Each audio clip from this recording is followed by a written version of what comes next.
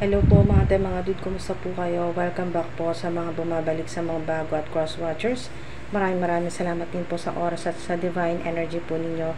Ito po ay sa lahat po ng mga Aquarius ngayon pong June 2024. Money reading po ito mga dude. Yan po. Sana po isamahan po ninyo ako hanggang sa dulo. Saglit lang naman po ito. Maraming salamat po mga dude. So, Aquarius, unang-una no, yung foundation po ninyo no, at napakaswerte dahil may pentacles po kayo dito no, na card. Talagang yan po ay material success o talagang magkakaroon, makakatanggap, makakahawak talaga ng pera ngayon pong June no, malaki-laking pera po yan. Pwedeng inheritance po yan o kayo po ay mananalo, may magbibigay, donation, yan po, makakatanggap talaga ng mga hindi inaasahan. Bukod po yan sa inaasahan po ninyo na salary po ninyo, no? Bukod pa po yan. So, may mapa dito. Maaring ito yung sa ilan ay yung magandang career po ninyo ay tinuturo kayo sa malayong lugar or sa ibang bansa. Maaring kasalukuyan din po ay kumikita pong ilan sa inyo ng malaki talaga. Kayo po ay nasa ibang bansa naghahanap buhay. Maganda rin itong security dahil sa maaring kayo po ay may kaba no, or may fear. Ayan po sa inyo pong seguridad. Yan, sa seguridad ng pamilya mo or ikaw, sa iyong tahanan. Sa ilan ay plano mong bumili ng bahay pero hindi ka sigurado kung swerte ba, kung safe ba yung lilipatan. So, magandang senyales na swerte ka sa pera, sa career. At sa security ay may mga ancestors po kayong nakabantay kung saan man kayo nakatira or lilipat. Basta kung sa bahay ang yung kinakatakot po ninyo, ayan po, remain positive. Huwag kayong matakot dahil walang dapat ikatakot. Kayo po ay extremely protected. Yan po, pwede nyo i-comment dyan. Yan na po yung gawin ninyong positive affirmation. Yan po, may susi na, may susi. So, maaaring ilan sa inyo ay lilipat na ng mas malaking bahay o apartment or mansion.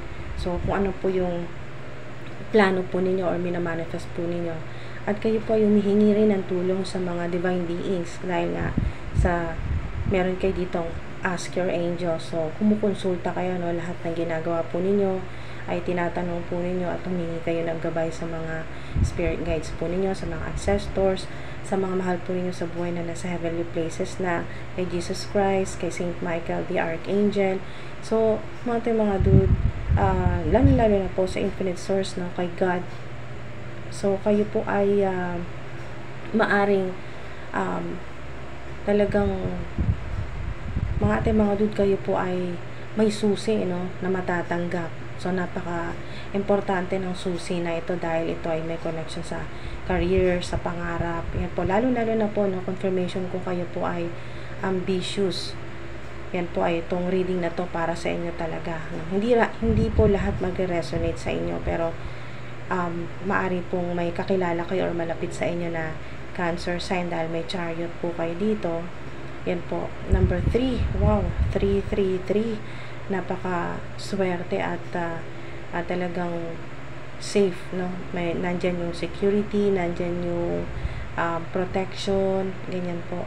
Mga dude, at may success din kayo na card, no? Success.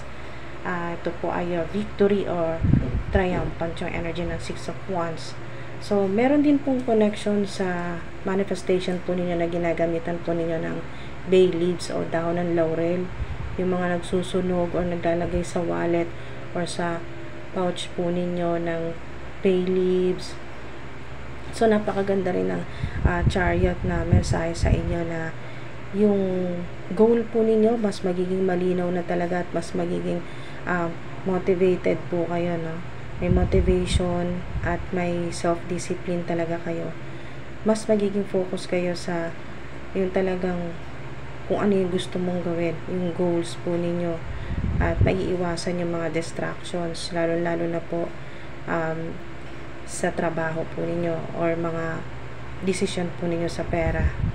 So, yan po, makakatulong din po yung pagkain po ninyo ng clean energy food. Yan po yung mga alkaline, ganyan po.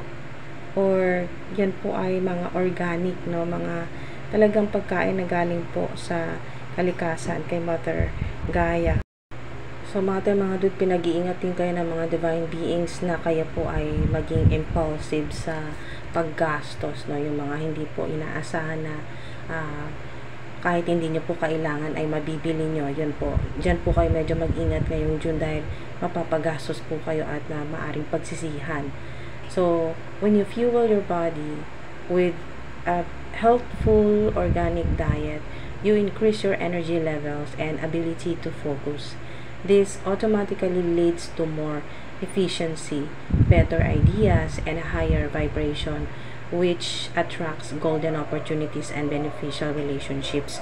Ito na nga yung talagang mga opportunity na maaring dahil nga sa hindi nyo sa ilan ay maaring hindi nyo nakikita ng malinaw dahil naka-blindfold po kayo sa Two of Swords.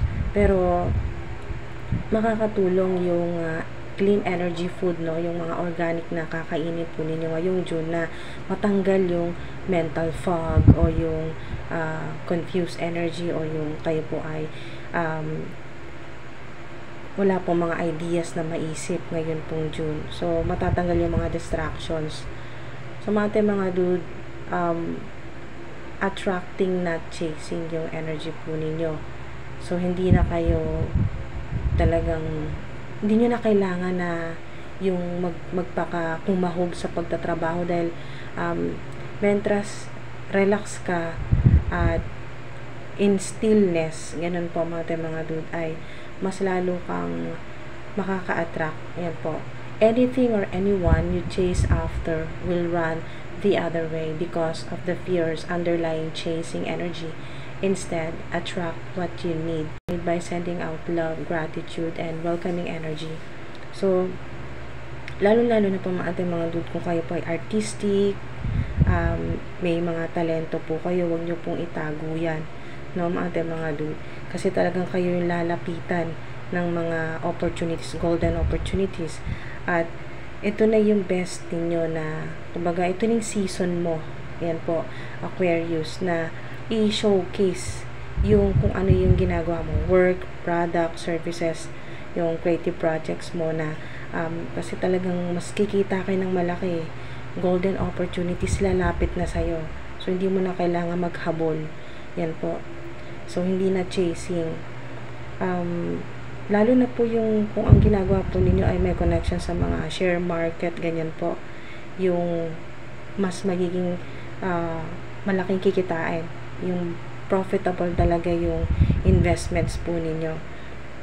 So, ang maganda, matutulungan mo yung sarili mo, yung mga family members na gusto mong tulungan, yung mga kaibigan po ninyo na galing sa pera na talagang pinaghirapan mo. At mga dude, may promotion sa ilan, no? Promotion, may tataas ang sweldo, mga job opportunities po yan. Kayo po ay maaring umaharap sa yung kailangan po ninyo talagang paniwalaan na yung nakikita po ninyo, no? Kung ano yung nakikita po ninyo sa physical realm, ito yung reality, ito yung totoong nangyayari. So, maaring sa ilan ay nagde-daydreaming po kayo, ganyan po. So, ito na yun, pinapakita sa inyo yung mga talagang mga toxic na tao sa paligid po ninyo, yung mga hindi magagandang nangyayari ay kailangan yung tanggapin. Ayan po, may shady talaga, meron pong mga hindi totoo sa paligid po ninyo. Okay, so watch out. So pinag-iingat ka, maging talagang alerto ka ngayong June kasi may mga gustong umagaw ng success mo kasi ang Chariot, success yan, automatic yan, at marami kang pera sa Pentacles card. So ayan o, huwag kang matakot. Okay, kahit tinatakpan ng mga enemies, ng mga haters mo yung success mo, yung daanan mo para sa success, talagang nagsisinungaling pa sila, yun o. It will lie to your face talaga. So, nagsisinungaling sila sa harapan mo, pero malalaman at malalaman mo yan. mga dude. Kaya ingat din po at huwag kaya sabi F your fear kasi F fear kasi mga dude, huwag kang magpatalo sa takot. Mas maraming achievements ngayon, mapapansin at mapupuri po kayo, no? May acknowledgement talaga dito or recognition. Pwedeng public recognition kasi ang Six of Wands ay public recognition, lalo na sa mga nasa social media, may online platforms. Yan po, may mga fairies din po, no? Supernatural talaga na mga nangyayari po sa mga mga dude. Meron kayong mga nakikita na supernatural, yan po, mga paranormal, mga ganyan po, or talagang literal na makakita po kayo ng fairies or mga divine beings, makakita po kayo niyan. Ay kaya sinasabi sa inyo ay believe what you see,